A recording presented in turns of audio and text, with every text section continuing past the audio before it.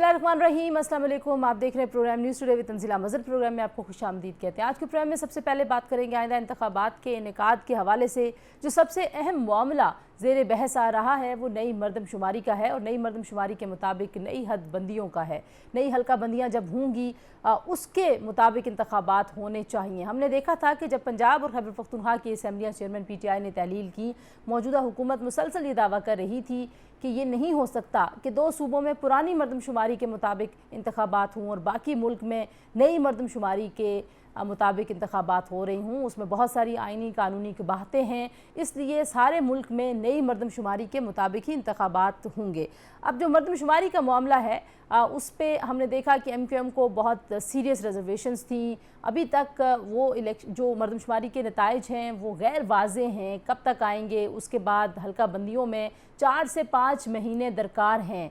अगर 4 से 5 महीने को देखा जाए तो यूँ लगता है कि अक्टूबर तक और नवंबर तक इंतखाबात होना नामुमकिन है। इस हवाले से एहसन इकबाल साहब ने एक बड़ा अहम बयान दिया। उन्होंने कहा जी कि उनको ये लग रहा है कि नई मरदमशुमारी के मुताबिक आइंदा इंतखाबात नहीं हो पाएंगे और शायद आइंदा इंतखाबात पुरानी मरदमशुमारी के मुताबिक ही कराने चाहिए। इस वक्त जो हुकूमत है वो 2 मसाइल में उलझी हुई है।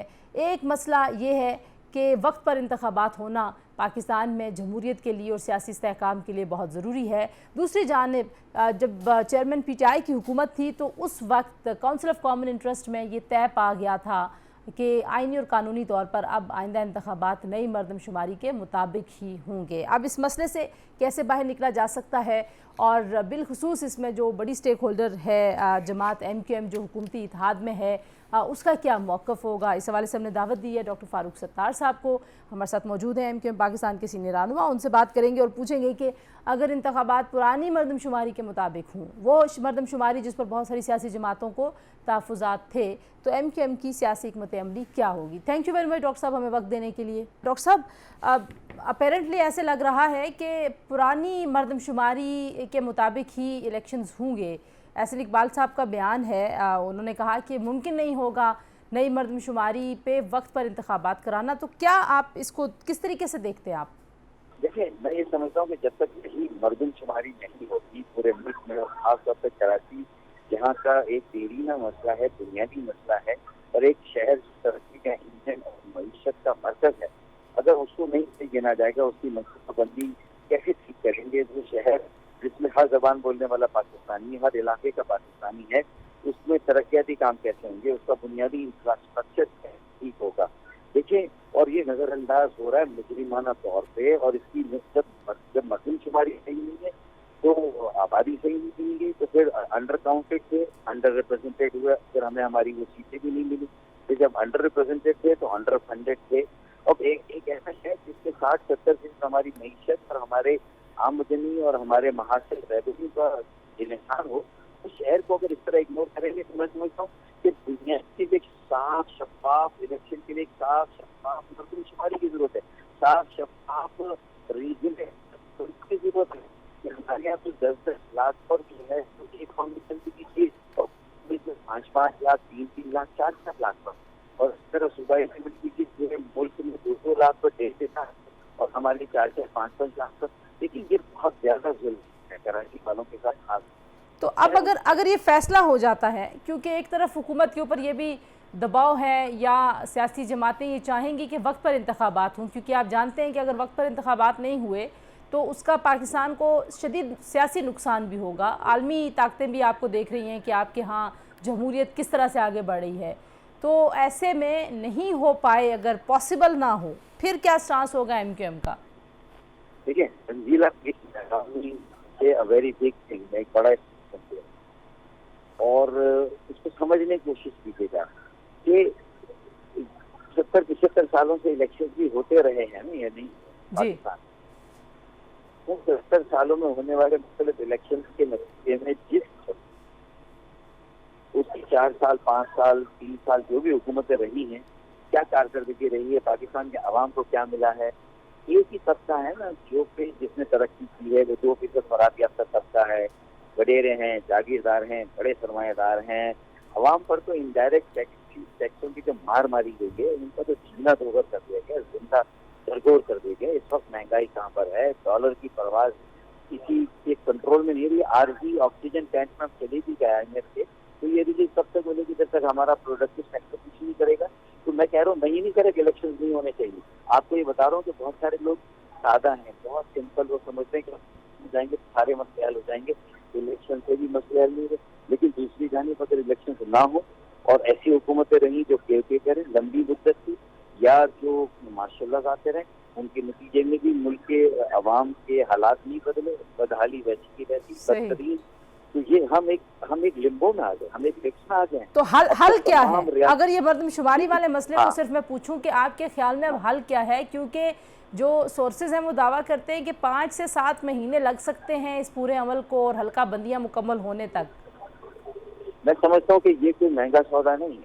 अगर इस मरतबा मर्दमशुमारी ज़्यादा से ज़्यादा काबिल कबूल हो जाए, हमारा तो ये इख्तलाफ रहेगा अगर 3 करोड़ से किसी तरह कराची को कम गिना गया, लेकिन उसके बावजूद भी ये बहुत बड़ा खसारा है जो हर मर्दमशुमारी में कराची को दिया गया। इसको पुर करने में, भरने में वक्त लगेगा। रीजनेबल एक फिगर अगर आ जाता है, रिस्पेक्टेबल फिगर आ जाता है, उसके मुताबिक हफ्ताबंदियाँ हो जाती है।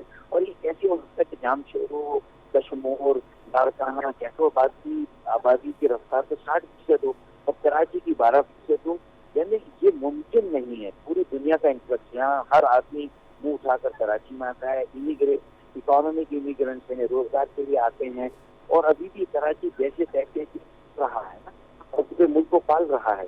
तो अगर फिर मैं ये समझता हूँ कि कभी ना कभी तो हमें लाइन की फैसला करना होगा। तो 6-7 महीने इस वजह से ताखिर होती है किसी मर्दमशुमारी पर, तो ये कोई महंगा सौदा नहीं पूरे मुल्क के जीडीपी और इस्तेहकाम के लिए और पूरे सियासी जमहूरी अमल को एक सही जगह पर लाने के लिए।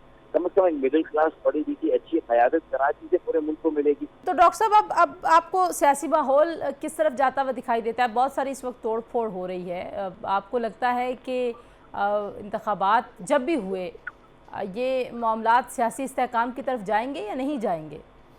देखिए, जाना चाहिए। एजेंडे पे काम करता हूँ तो ये होना है और ये करना है, ये होना चाहिए। और ये सारी सियासी जमातों को सोचना है, किसी के पास नहीं उम्र है। सबके अकाबरीन जो है ना 60+, 55+, में चले गए। वो लोग को ये फिक्र नहीं है कि उनके बाद कौन है, उनकी सियासी जमात की नजरिए की बात को कौन संभालेगा, इस मुल्क की बात को कौन संभालेगा। कोई नई लीडरशिप हम खड़ी करने लाने, मौरूसी सियासत से ये सिर्फ मौरूसी सियासत पर इन्हिसार किया जाए, ये बहुत नहीं है। मौरूसी सियासत के नतीजे में जो डेमोक्रेसी भी आती है ना, वो भी एक मौरूसी डेमोक्रेसी चल रही है, इलेक्टिव डेमोक्रेसी, सूडो डेमोक्रेसी। तो ये जब सारी चीजें हल होती तो सारी सियासी जमातों को केयर एक गवर्नमेंट वगैरह मच्छी जाती है मुल्क में, उस वक्त बैठ के चार्टर ऑफ इकोनॉमी पर भी जोर देना होगा, ताकि एक इकोनॉमी की 3 सारी जमातों की अलग अलग कॉन्स्टिट्यूशनल क्राइसिस है, पॉलिटिकल क्राइसिस है, तो उसको आप एड्रेस करते रहें, उसके एक अलग फुड भी बना दें। कॉन्स्टिट्यूशन झगड़ा है, इकोनॉमी की टीम जो है वो हर पार्टी के लोगों को मिलकर संभालें, चाहे IMF को न्यूज देना हो, चाहे अवाम को रिलीफ देनी हो, चाहे अवाम को तसल्ली देनी हो, उनकी ठोस तसल्लियाँ, उनके वादे फिर सियासी जमातों से। तो मेरे ख्याल में ये अगर चीजें नहीं हुई तब मुल्क की जरूरत है। ये आखिरी रिस्पाइट है जो IMF से मिल रहा है, और कुछ चीजें बेहतर हो जाएंगी वक्ती तौर पर, लेकिन हमें इस अपॉर्चुनिटी को यूज करना है और हमें पॉलिटिकली भी ज्यादा मेच्योरिटी का, बुर्दबारी का मुजाहरा करना है, और माशी तौर पर भी पॉलिटिक्स मतलब charter of economy and charter of political stability for a जिसे कहते हैं कि पार्टिसिपेटरी डेमोक्रेसी, ये चीजें हमें अब सोचनी होंगी। और अगर ये और फिर जो एस्टैब्लिशमेंट का किरदार रहा है, तो वो भी एक ऐसा डायलॉग हो, पहले सियासी जमातों के दरमियान कुल जमात की डायलॉग हो, एक कौमी बने जिसपे एक मिनिमम लीगल सारी सियासी जमातों का जो मुफाहमत था, और फिर हम रियासती को भी इनडायरेक्टली इंगेज करके की बात करें मीडियम टर्म में। मेरे ख्याल में यही तरीका है अपनी मैदान से जबरदस्ती ये है सारी सूरत। बहुत शुक्रिया डॉक्टर फारूक सत्तार, ये बड़ा अहम आपने नुक्ता उठाया है कि आपको एक कौमी मफाहमत की और कौमी इत्तेफाक राय की ज़रूरत है पाकिस्तान में सियासी इस्तेहकाम लाने के लिए भी और पाकिस्तान की मईशत को आगे बढ़ाने के लिए भी। प्रोग्राम में शामिल करेंगे जी एक ब्रेक के बाद वापस आएंगे कुछ अहम मामलात खैबर पख्तूनख्वा की सियासत और मुल्क की मईशत के हवाले से। Stay tuned.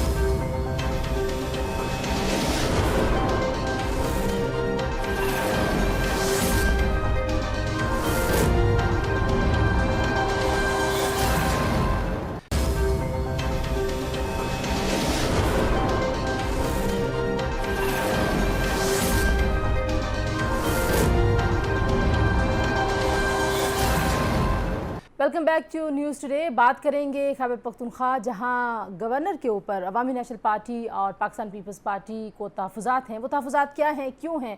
गवर्नर हाजी गुलाम अली साहब पर जो इल्ज़ामात लग रहे हैं उनमें कितनी सदाकत है। एक इल्ज़ाम उन पर मिस यूज़ ऑफ अथॉरिटी का है और अब अवामी नेशनल पार्टी जिन्होंने उनको अपना उम्मीदवार करार दिया था वो भी नाखुश हैं। इसी हवाले से हम बात करेंगे। नईमा किश्वर साहिब हमारे साथ मौजूद हैं, JUI की सीनियर रहनुमा। बहुत शुक्रिया नईमा हमें ज्वाइन करने के लिए। सबसे पहले तो ये बताइए, पाकिस्तान पीपल्स पार्टी को बहुत शदीद तहफ़्फ़ुज़ात हैं कि ब्यूरोक्रेसी भी गवर्नर KP के मातहत चल रही है, ट्रांसफ़र्स और पोस्टिंग्स भी वही कर रहे हैं। तो इस चीज़ को वो कह रहे हैं कि शायद ये इलेक्शंस के लिए अपने ओहदे का गलत इस्तेमाल हो रहा है इंतखाबात से पहले। बिस्मिल्लाहिर्रहमानिर्रहीम, बहुत शुक्रिया। मेरे ख्याल में तो नहीं होनी चाहिए, क्योंकि गवर्नर का ओहदा एक आईनी होता है। और जहाँ तक ट्रांसफर और पोस्टिंग का ताल्लुक है, तो पोस्टिंग तो कोई नहीं हो रही, क्योंकि इलेक्शन कमीशन ने बैन लगाया हुआ है। और जहाँ तक ट्रांसफर का ताल्लुक है, तो ट्रांसफर भी इलेक्शन कमीशन के अप्रूवल से हो रहे हैं। तो मेरे ख्याल में किसी को इतराज़ नहीं होनी चाहिए। इतनी तो इन पार्टियों को भी समझ होनी चाहिए कि ये ना गवर्नर का इस वक्त इख्तियार है और ना ये वज़ीर आला का इख्तियार है पोस्टिंग करना, ट्रांसफर करना, क्योंकि इस वक्त बैन है। और इलेक्शन कमीशन ने क्लियर कट लिखा है कि ना लेकिन नईमा साहिबा, सिर्फ पीपल्स पार्टी नहीं, इवन अवामी नेशनल पार्टी भी बड़ी नाखुश है, वो भी अपने तहफ़्फ़ुज़ात का इजहार कर रही है। तो कोई आपके ख्याल में ये कोई गलत फहमी है, कोई बातचीत नहीं हो पा रही, गवर्नर साहब एतमाद में नहीं ले पा रहे वहाँ पे जमातों को? देखिए, गवर्नर साहब के तो जहाँ तक इख्तियारात का ताल्लुक है, गवर्नर साहब के पास पहले इख्तियारात होते थे। जहाँ जब फाटा का मर्जर नहीं हुआ था, तो उनके पास बहुत ज्यादा इख्तियारात होते थे फाटा के हवाले से। अब चूंकि फाटा का मर्जर हो गया है, तो वो इख्तियारात खत्म हो गए। अब तो वो सिर्फ एक, मेरे ख्याल में एक आईनी ओहदा है, वो सिर्फ उनका के पास है। और बाकी तो इस वक्त वहाँ पे निगरान सेटअप है ना, निगरान सेटअप के पास कोई खास इख्तियारात है, क्योंकि निगरान का काम ही सिर्फ निगरानी करना होता है। 4 महीने के लिए उसको उसका बजट है, ना वो तकर्रिया कर सकता है, ना ट्रांसफर के उनके पास इख्तियारात है, ना उनके पास डेवलपमेंट का है। तो मुझे नहीं पता कि उनको किस चीज से उनको तहफ़्फ़ुज़ात है। जहाँ तक NP का है, वो लोग एतराज कर रहे हैं कि हमारा हक बनता था कि हमें गवर्नर मिलता था। तो ये तो उस वक्त की बात थी। वो लोग अपना हक इस्तेमाल कर लेते, वो अपना गवर्नर का ओहदा ले लेते। उस वक्त वो लोग बड़ा खुशी के साथ नज़ारे बजाते थे कि हम गुलाम अली साहब हमारा मुश्तरका, हमारा कैंडिडेट है, हमारा गवर्नर है। पता नहीं कि इस वक्त तो उनको क्या ऐसे तहफ़्फ़ुज़ात हो गए हैं कि अब वो उनको बड़े एतराज़ात हो गए हैं। और अगर उनको एतराज़ात है, तो वो बैठ के वो एतराज़ात हल करे। एक सीट पे वो इस हुकूमत में शामिल है, क्योंकि वो तो PDM का हिस्सा भी नहीं है। तो मेरे ख्याल में ना पार्टी PDM का हिस्सा है, ना ये MP PDM का हिस्सा है। तो मेरे ख्याल में तो ये तो PDM का हिस्सा भी नहीं है। तो मुझे नहीं समझ आ रही कि ठीक है। नेशनल पार्टी को अच्छा, क्यों जो इसी मामले से जुड़ा हुआ एक और मामला है कि मौलाना फजल रहमान साहब जो हैं वो भी नाराज़ हैं पीपल्स पार्टी और नून लीग की मुलाकातों से। इस तासुर में कितनी सदाकत है, और उन्होंने इजहार भी किया पब्लिकली कि उनको एतमाद में नहीं लिया गया। क्या अब उनके मामलात कुछ बेहतर हुए? अगर आप कुछ बता सकें, आपके पास कोई इन्फॉर्मेशन हो। मेरा नहीं ख्याल, क्योंकि वो एक मुकामी कुछ जो मीडिया थी उनके साथ बातचीत हुई थी, और उसको कुछ हट के मीडिया ने उठाया था। ऐसा कोई इतनी खास वो बात नहीं थी कि उसको तहफ़्फ़ुज़ात थे उस हवाले से। देखिए, कादरीन के आपस में मुलाकातें होती है, कुछ कुछ चीज़ें पीपल्स पार्टी और नून के दरमियान तय होंगी, कुछ चीज़ें JUI और नून के दरमियान होंगी, कुछ चीज़ें JUI और पीपल्स पार्टी के दरमियान होंगी, क्योंकि हर पार्टी का अपना मंशूर है, अपना एजेंडा है, अपने तरीक़ाकार होता है। क्योंकि PDM एक सियासी इत्तेहाद है, कोई इलेक्शन इत्तेहाद नहीं है। तो मेरा नहीं ख्याल कि ये कोई इतनी बड़ी बात है, इसको इतनी बढ़ा चढ़ा के पेश करनी चाहिए। आखिरी नुक्ता नईमा साहिबा जो मैं आपसे जानना चाह रही हूँ, वो मौलाना फजल रहमान साहब जो हैं वो इंतखाबात में कोई डिले चाहते हैं, ऐसा है कि जनरल इलेक्शंस ताख़ीर से हों, या ये तासुर भी गलत है? और अब जो मौजूदा पोजीशन है उस पर JUI भी ये समझती है कि आइंदा इंतखाबात वक्त पर होने चाहिए। देखिए, हर जमात चाहती है कि इलेक्शन वक्त पे होगा, اور کوئی بھی آئین اور قانون سے ہٹ کے کوئی نہیں کر سکتا، چاہے وہ ہماری جماعت ہو چاہے کوئی دوسری جماعت ہو. تو اگر ڈیلے جو ہوگا وہ آئین اور قانون کے مطابق ہوگا. دیکھیے اگر وقت کے مطابق کا کیا مطلب ہے، دیکھیے اگر آپ دیکھ لیں تو اس وقت خیبر پختونخوا کی اسمبلی نہیں ہے، پنجاب کی اسمبلی نہیں ہے. تو اگر آپ وقت پہ الیکشن چاہتے ہیں تو ادھر وقت پہ کیوں نہیں ہے؟ ہمارے جو معزز عدلیہ ہے تو اس نے تو 6 مئی کا تاریخ دی تھی، تو کیوں ادھر الیکشن نہیں ہوئے؟ ایک جو بندہ ہے اس کے خواہش پہ یہ اسمبلیاں کیوں ٹوٹی گئی؟ کیوں ایک نام نہاد بندے کے نام کے خواہش پہ صرف ہم نے اسمبلیاں توڑ دی؟ تو میرے خیال میں ان چیزوں کا بھی جواب ہمیں تلاش کرنی چاہیے کہ اس وقت تقریباً 6 مہینے سے زیادہ ہونے والے ہیں، یہ اسمبلیاں اپنے ممبران سے یہ کیوں محروم ہے، یہ بالکل ٹھیک. عوام اپنے نمائندوں سے کیوں محروم ہے؟ تو میرے خیال میں وقت پہ الیکشن ہونے چاہیے لیکن پورے ملک میں ہونے چاہیے. اب دوسری چیز ہے کہ اگر فرض کریں 13 اگست کے بجائے 10 اگست کو یہ اسمبلیاں ختم ہو گئی اور تو پھر تو 13 نومبر کو الیکشن ہوں گے، مطلب 3 مہینے بعد الیکشن ہوں گے، تو وہ بھی تو وقت پہ ہوں. Thank you very much. Naeema Kishwar sahib ہم سے بات کرنی تھی. جی بات کرتے ہیں کچھ ملک کے اکانومی کی. آئی ایم ایف کے ساتھ ڈیل ہو گئی اور عام آدمی کو ریلیف کب ملے گا، اس سوال کا جواب کس کے پاس ہے؟ بات کریں گے ہارون شریف صاحب، ملک کے مایہ ناز اکانومسٹ ہمارے ساتھ موجود ہیں. ہارون شریف بہت شکریہ آپ نے ہمیں جوائن کیا. ہارون صاحب، آئی ایم ایف کے ساتھ اسٹینڈ بائی ایگریمنٹ ہو گیا، اس کے بعد لوگوں کو یہ ایکسپیکٹیشن تھی کہ ساری اچھی اچھی خبریں آئیں گی، مطلب ایسی نیوز نہیں فلیش کریں گی کہ بجلی کی قیمت بڑھ گئی ہے اور مہنگائی جو ہے وہ اور بڑھنے والی ہے. جی شکریہ. دیکھیے ایک تو ہمارے جو سیاسی رہنما ہے وہ اوور سیل کرتے ہیں چیزوں کو. آئی ایم ایف کا کام بالکل بھی کوئی اکنامک گروتھ یا عام آدمی کی زندگی کو بہتر کرنا نہیں ہے.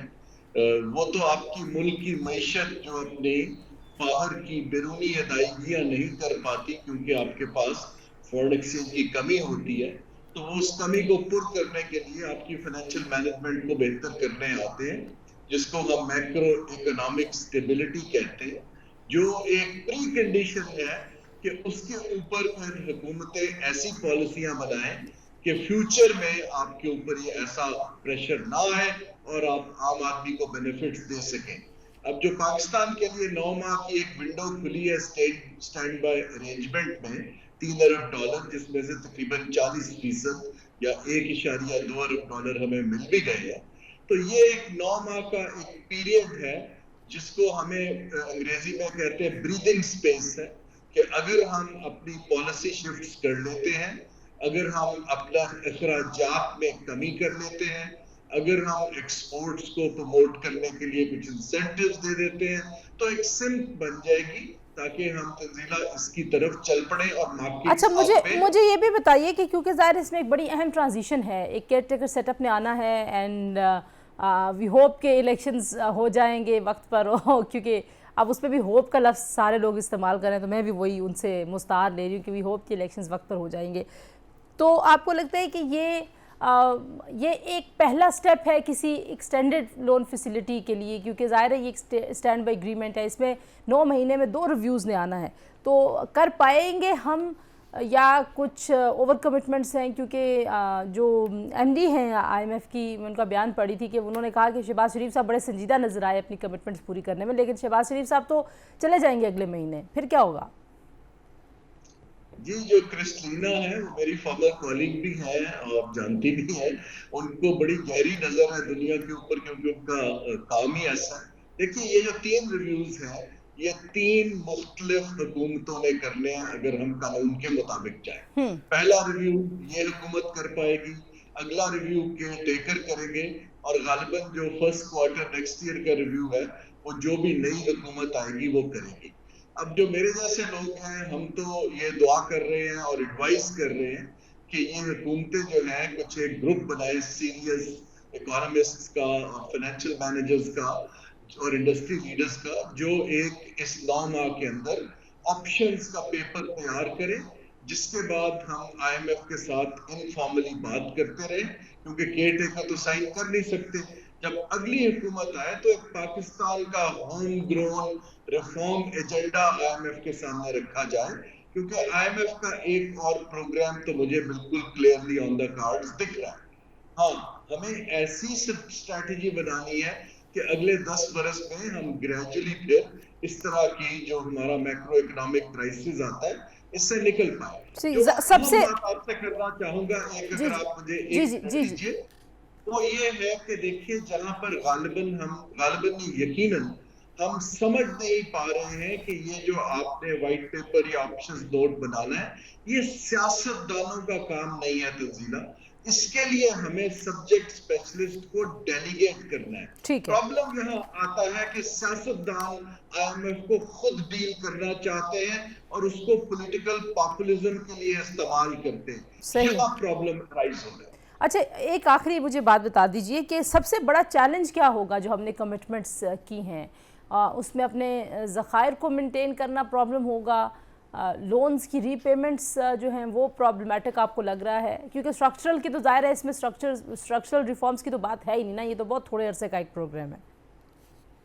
जी, मुझे तो बजट के जो टारगेट्स हैं, आपने 9 माह में टैक्स की कलेक्शन को मीट करना है। सबसे बड़ा चैलेंज तो आपका रिसीवेबल्स की साइड पे है कि आया हमने जो इतनी हाई कमिटमेंट IMF को दी है, अभी हमने टैक्सेस बढ़ा भी दिए हैं, तो उसको हम मीट कर पाएंगे।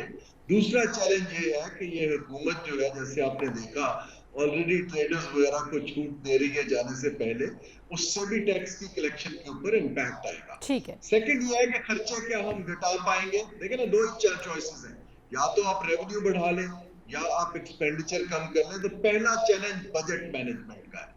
जहां तक हमारी एक्सटर्नल पेमेंट्स है, डेट वगैरह की, वो अगले 9 माह के अंदर आई डोंट थिंक कि हम उसको कोई ज्यादा बड़ा इशू आएगा। उसके अंदर तकरीबन $1.8 बिलियन महाना के हिसाब से एवरेज आउट करती है, वो हम मैनेज कर लेंगे। लेकिन जो बड़ा इशू आएगा कि हम LCs खोल पाएंगे, क्या हम इसेंशियल इंपोर्ट्स कर पाएंगे, दवाइयां इंपोर्ट कर पाएंगे, रॉ मटेरियल इंपोर्ट कर पाएंगे, क्या हम जो हमारे फॉरेन इन्वेस्टर यहाँ बैठे हैं उनको इजाजत देंगे कि अपने मुनाफा को बाहर ले जाए। उसके लिए जो फॉरेन एक्सचेंज चाहिए उसका प्रेशर अगले 9 माह में रहेगा। तीसरी चीज जो IMF ये कहता है कि आप जो आपकी जो करेंसी है उसको आर्टिफिशियली मैनेज ना कीजिए, मार्केट फोर्सेस को करने दीजिए। तो रुपए पर दोबारा प्रेशर आ सकता है अगर हमारी कोई खुदा ना खास्ता इंटरनेशनल कमोडिटी प्राइस ऊपर चले जाए या हमारे ऊपर प्रेशर आ जाए। ठीक है, तो ये चैलेंजेस हैं। बहुत शुक्रिया हारून शरीफ साहब। बात हमने की कुछ मुल्क की मैशत की, एक और बहुत आम मामला है जिस पर हम बात करेंगे ब्रेक के बाद। Stay tuned.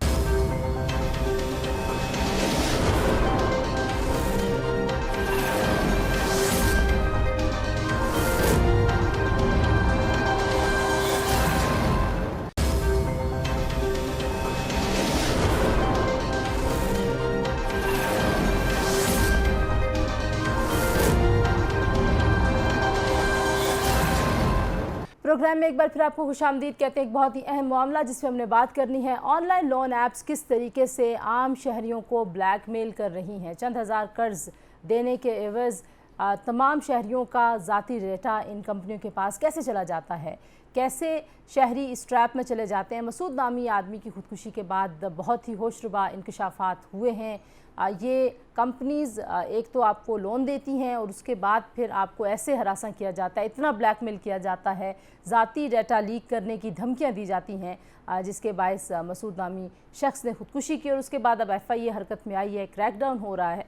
किस तरीके से लोग इस ट्रैप में जा रहे हैं, ये कंपनियाँ रजिस्टर्ड हैं या नहीं हैं, क्योंकि जो मालूमात सामने आई हैं उसके मुताबिक सिर्फ 9 कंपनियां रजिस्टर्ड हैं, लेकिन कई बेशुमार कंपनियां हैं पाकिस्तान में इस वक्त जो इजी लोन्स दे रही हैं आम शहरियों को। इन तमाम इश्यूज़ पे बात करेंगे। जी, हमारे साथ मौजूद हैं चौधरी अब्दुल रऊफ साहब जो कि एडिशनल डायरेक्टर हैं cyber crime wing Rawalpindi zone. बहुत शुक्रिया चौधरी साहब, आपने हमें ज्वाइन किया। ये बताइएगा कि ये जो ऐप्स हैं ये किस कानून के तहत रजिस्टर होती हैं, कहाँ इनकी रजिस्ट्रेशन होती है और क्या जितनी ऐप्स पाकिस्तान में काम करी हैं सारी रजिस्टर्ड ऐप्स हैं? अस्सलाम वालेकुम जी। अच्छा, मैं बता दूं, ये ऐप्स जो है ना, SCCP एक अदारा है, पाकिस्तान सिक्योरिटी एक्सचेंज कमीशन, जो इनको रजिस्टर्ड करता है, उनका लॉ है। तो उन्हीं के लॉ के तहत ये रजिस्टर्ड होती हैं। अभी तक जो हमने उनसे डाटा मंगवाया तो उसके मुताबिक जो 9 ऐप है वो लीगल ऐप्स है। اور باقی جتنی بھی ایپس ہیں وہ ساری ایلیگل ہیں جو چل رہی ہیں، گوگلس پہ چل رہی ہیں، اینڈرائڈ ٹیب پہ چل رہی ہیں، اور اس طرح آپ کے جو آئی فونس ان کی جو ہے وہ ایپس اس کے اوپر یہ چل رہی ہیں۔ تو آپ نے بہت سارے لوگوں کو گرفتار اب کیا ہے، مجھے یہ بتائیے کہ یہ جو بلیک میلنگ کا بیچ میں ایلیمنٹ ابھر کے سامنے آ رہا ہے، یہ بلیک میلنگ جو ہے وہ ڈیٹا ایکسیس کے بعد ہو رہی ہے یا جو قرضہ ہے اس کے اوپر زیادہ سود لگانے کی ہے، یا یہ دونوں چیزیں ہو رہی ہیں؟ اس میں یہ ہو رہا ہے کہ جب یہ ایپ انسٹال کرتا ہے نا کسٹمر جو بھی ہے، تو وہ یہ کرتا ہے، اس میں آپشنز دی ہوئی ہیں، وہ کلک کرتا جا رہا تھا جس میں کانٹیکٹ بھی ہوتے ہیں، گیلری بھی ہو جاتی ہے۔ جب کانٹیکٹ اور گیلری آپ کی کسی کے پاس چلی جاتی ہے نا، تو سمجھ لیں کہ آپ کی جو پرائیویسی ہے نا وہ ڈسٹرب ہو جائے گی۔ اب ساری چیزیں ان کے پاس چلی جاتی ہیں، وہ اپنا ٹائم پورا کرتے ہیں، 6-7 دن کا ان کا ٹائم ہوتا ہے، ایک آدھا دن پہلے کال کرتے ہیں، پھر دوسرے دن کال کرتے ہیں، پھر اس طرح تیسرے دن کال کرتے ہیں، پھر ان کا جو انہوں نے اپنا بنایا ہوا ایک پینل وہ اس میں پھر لاسٹ ڈے وہ جو تھریٹس کرتے ہیں اور بلیک میل کرنا شروع کر دیتے ہیں۔ لون لینے کے بعد یہ شروع ہوتا ہے، تو اس میں یہ چیزیں ان کے پاس آ چکی ہوتی ہیں اور وہ یوزر کی طرف سے جاتی ہیں کہ وہ الاؤ کر رہا ہوتا ہے، وہ وہیں پہ ان کو کمپلین کرنا چاہیے جب یہ انسٹال کرتے ہیں۔ ادارے ہیں، پی ٹی اے کو بتائیں، ہمارے پاس آئیں کہ اس طرح کی چیزیں ہو رہی ہیں، اور ایس سی سی پی جہاں رجسٹرڈ ہے وہاں بھی کمپلین لانچ کرے، ہمارے نالج میں لائیں، ہم ان سے پوچھیں کہ یہ چیزیں کیوں اس طرح شیئر ہو رہی ہیں لوگوں کی۔ جب آپ کی پرائیویسی شیئر ہو جائے گی تو کوئی بھی کچھ کر سکتا ہے اس کے ساتھ، آپ کی پکس کے ساتھ بھی، آپ کے کانٹیکٹ لسٹ کے ساتھ وہ ایک میسج بنائے گا اور سب کانٹیکٹ لسٹ کو بھیج دے گا، تو اس میں بہت زیادہ اس کی وہ اسٹارٹ ہو جاتی ہے نا ہراسمنٹ۔ صحیح، تو یہ جو مسعود نامی شخص کا کیس ہے، اس میں پریسائزلی ایسا کیا ہوا کہ خودکشی کرنی پڑی اس آدمی کو؟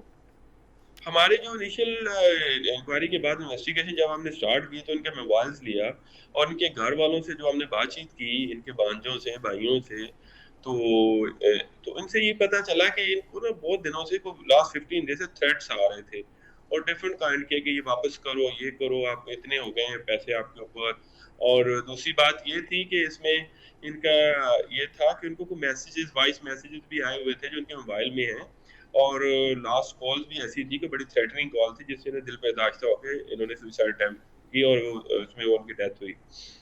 اب آپ لوگ کیا کارروائی کر رہے ہیں؟ کیونکہ اب یا اس سے پہلے کبھی آپ کے پاس کچھ شکایت نہیں آئی؟ کیونکہ ایک حادثہ ہو جاتا ہے تو ہم دیکھتے ہیں ادارے ایکٹیو ہو جاتے ہیں، میڈیا بھی نہیں، ہم بدقسمتی کر سے رہے ہیں، اس پہ کر رہے ہیں کام، ہمارے پاس انکوائریز آلریڈی رجسٹرڈ ہیں، اور ہم نے 3 ایف آئی آرز ہو چکی ہیں پورے پاکستان میں، 17 لوگ اریسٹڈ ہیں۔ ہم نے اپنی اس کارروائی کا بتا دیتا ہوں، مسعود کی کمپلینٹ کے بعد ہم نے تقریباً اس میں ہم نے کیا ہے، اس میں 17 لوگ، 19 لوگوں کو ہم نے اریسٹ کیا ہے، اور 19 ہمارے اس میں ایکیوز ہیں جو انڈر انویسٹیگیشن، 7 ہم نے اریسٹ کیے ہیں اس ایف آئی آر میں، اور 7 کا ریمانڈ ہو چکا ہے 4 دن کا، اور as per direction of court ہم نے ان کا میڈیکل بھی کرا لیا، اور انویسٹیگیشن جاری ہے۔ اس انویسٹیگیشن میں ہم پھر ان کی پوری کی پوری جو نا چین پکڑیں گے، کون کس کے ساتھ کنیکٹڈ تھا، کیسے تھا، کون آرڈر کرتا تھا، اور کیا ان کا طریقہ کار ہے، وہ ہم اس کی طرف جا رہے ہیں۔ یہ جو ایپس ہیں بنیادی طور پر یہ پاکستانی لوگ ہی چلا رہے ہیں، یہی اون کرتے ہیں، پاکستانی شہری ہیں؟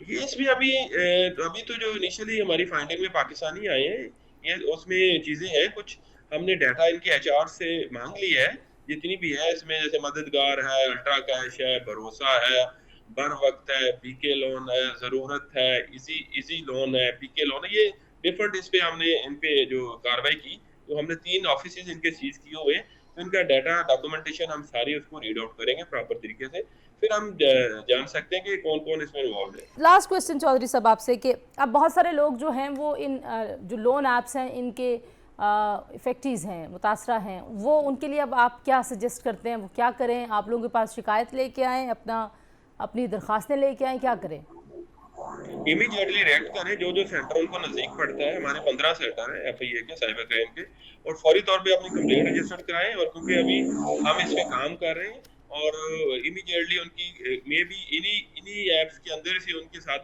جو ہراسمنٹ ہو رہی ہو اور ان کو بلیک میل کر رہے ہوں، تو بہت سارے کیوز ہوں گے، ان کو دوبارہ نیکسٹ ایف آئی آر میں ہم لے جائیں گے۔ بہت شکریہ چودھری عبدالرؤف صاحب ہم سے بات کرنے کے لیے۔ جی، بہت ہی عام معاملہ، عام شہریوں کو ڈیجیٹل لٹریسی کس نے دینی ہے، کس کی ذمہ داری ہے؟ یقیناً جب اس طرح کے سانے اور واقع ہوتے ہیں اس کے بعد ہم سب اس پہ گفتگو کرنا شروع ہو جاتے ہیں، لیکن اس طرح کے ایشوز پہ मुसलसल गुफ्तगू करनी चाहिए और लोगों को ऐसे ट्रैप्स में जाने से बचाना चाहिए, और रियासत की ज़ाहिर है सबसे बुनियादी जिम्मेदारी। आज के लिए इतना ही, इंशाल्लाह अगले प्रोग्राम में आपसे मुलाकात होगी। अपना ख्याल रखिए, अल्लाह हाफिज़।